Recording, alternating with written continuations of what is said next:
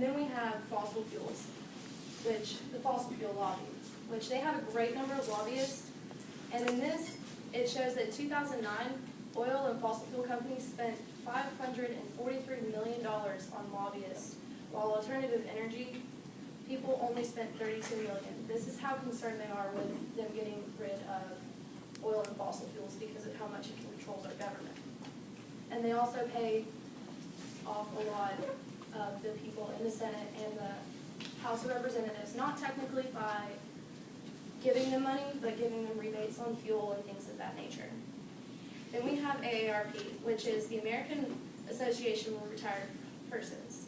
We don't have the budget to support this due to the Great Recession in 2008, and by 2020, this will cause Social Security to raise by 70 to 79%, and by 2050, we will estimate 18.4% of everything in the U.S. The U.S. produces will go to Social Security. So we really don't have the money to help them around. Then we go to show me the money. Politics has always had its hand in money. And then it comes from, like, where does the money come from for them? And that's the organizations that donate or dedicate time to promoting their particular issues and getting their candidates to go on these. There's a need for big businesses because the politicians are forced basically to go by these big businesses due to all the money that they're shoving at them to go with what they want, and that's how their agendas get started. And we have a fragmented audience because you need a big business to back up what you want. So basically, politics is rigged. We really don't have a say. Big businesses run the show for us. Then we come to media madness, where the disconcert for American needs is our biggest problem because we do not address what we need in the media. They are more concerned about digging up dirt for entertainment. And when it comes to reviving old issues, they basically revive older things to keep everybody interested and keep it coming. Jon Stewart said it the best, saying, "The problem with the 24-hour news cycle is it is built for one thing, 9/11. American politicians also have a great hand in this because they have negative media and are backed by media companies as well, a lot of money behind it. And when it comes to special interest controls, media is controlled by a giant business. So you really can't do anything about it because if you don't feel the same way that that particular media feels, your voice is not going to be heard.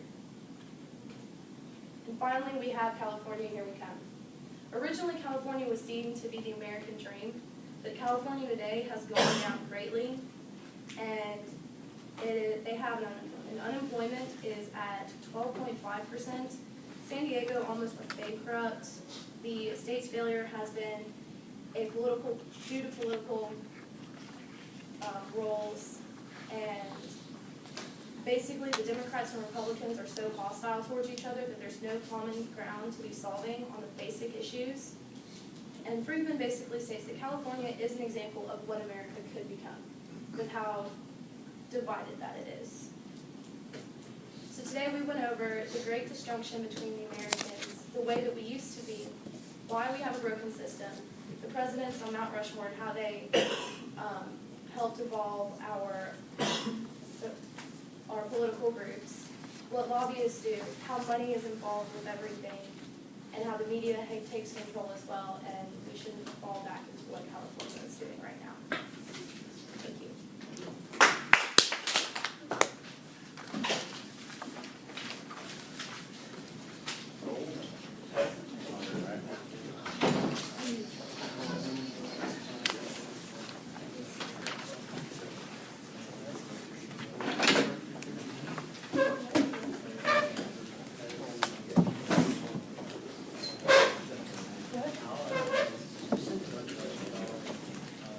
Yes.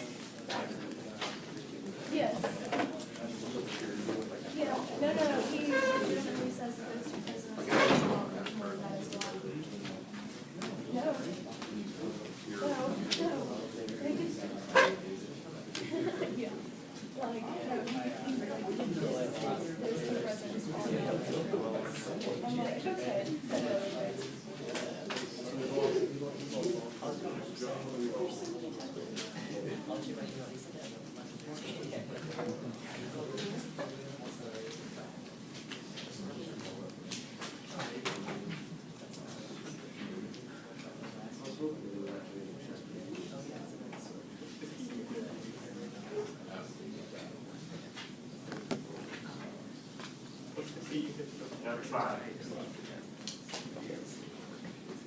All right, my name is David Osnold, presenting for the gold team. We were assigned at chapter 13 entitled Devaluation. And this chapter I basically broke it down into two broad themes. The first, which is it's contrasting what he refers to as short-term situational values versus long-term sustainable values. And then the second thing this chapter focuses on is just the cynical distrust of public institutions. As far as the values go, the difference between the short-term and long-term values, he talks quite a bit about the generational divide between the greatest generation and the baby boomers. He says that the greatest generation was formed, their values were more formed from dealing with the crises of the Great Depression and World War II, and these major crises caused them to have to engage in sort of collective action to solve these problems. But the baby boomers, by contrast, he sees them as being much more selfish and focusing on short-term gains and sort of a lack of the same kind of sustainable values toward achieving long-term goals. And again, it kind of repeats in that show me the money quote from the movie Jerry Maguire. He uses that as an example to show the difference between the situational values and sustainable values. And that the movie is about a sports agent who has an sort of epiphany that he thinks his agency should take less clients and try to focus on trying to serve the clients better, but this, of course, affects their bottom line, and so he is fired. And again, this kind of magical thinking involves this idea that we could just keep printing out money and just running the economy based completely on short-term gains. And a good example of this is the mortgage crisis we just went through, where you can go through each piece of the puzzle was sort of isolated, and all they cared about was maximizing their bottom lines. It didn't matter that they were running the entire economy like a giant Ponzi scheme, where just because they said something was worth a certain amount, that meant it was. It was so especially if you get into it and actually dissect it, it was not a sustainable way of thinking whatsoever. And this led to, finally, it led to the giant crash and the whole thing sort of collapsing. Again, this is just another consequence to not having the kind of sustainable thinking that, again, he says the baby boomer generation has lacked. And then later he goes into just the decline of authority, and he views this as sort of the change of healthy skepticism of the institutions that sort of keeps them honest. And you shouldn't take everything at face value, but this has been sort of replaced by a corrosive sort of cynicism where nobody trusts anybody, really. It's sort of like if you try to talk about global warming, you know, people who have completely made up their mind about it, it doesn't really matter what the majority of, say, climate scientists are qualified to actually evaluate the gathered information, believe, because people say, well, I have my opinion, as if that opinion holds equal weight to the collective opinion of the experts who actually study the field. Or, so he sees this as a strong barrier toward being able to collectively act to solve any problems, including global warming. And it even feeds back into this focus on situational values, because people say, well, we can't do these things to address climate change because it will hurt our short-term profitability. It's all about whatever maximizes short-term profitability.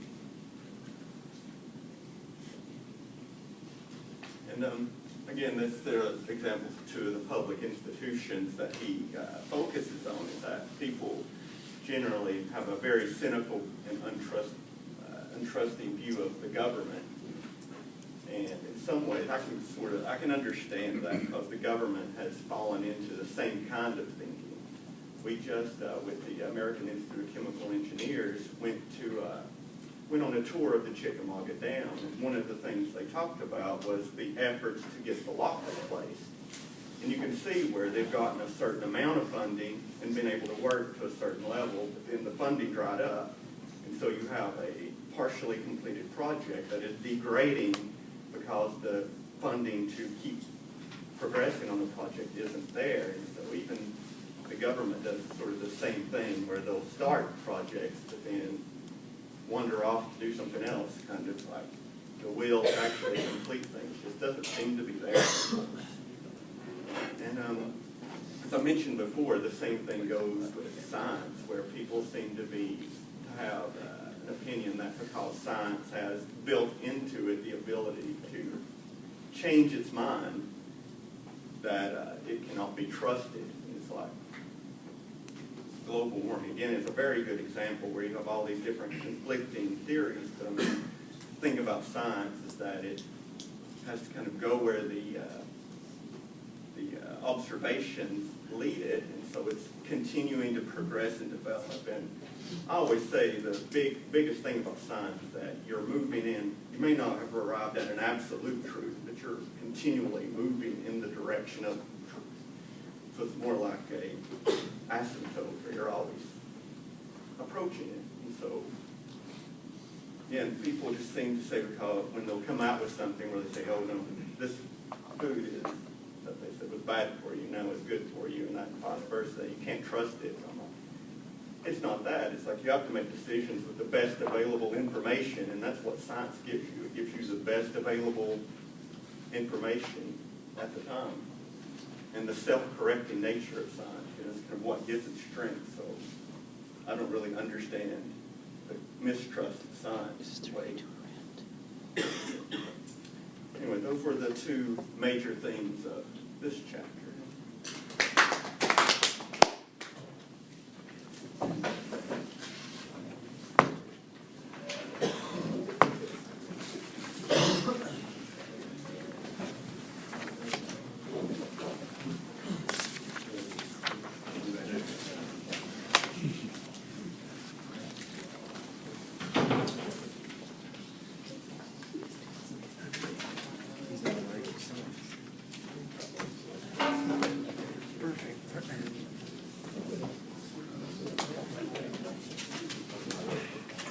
Perfect.